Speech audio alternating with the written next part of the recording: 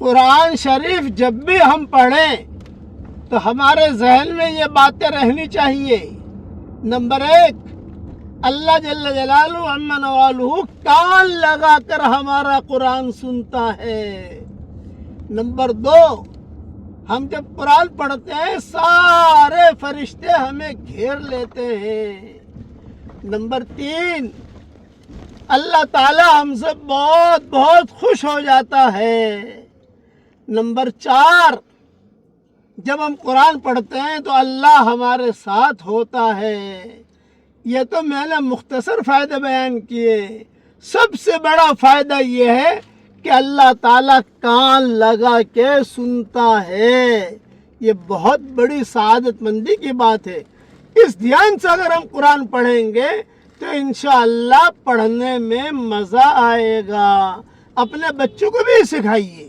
اللہ تعالیٰ ہم سب کو اور ہماری قیامت تک کے آنے والی نسلوں کو اس کے قرآن سے جوڑ دے۔ کہیے آمین۔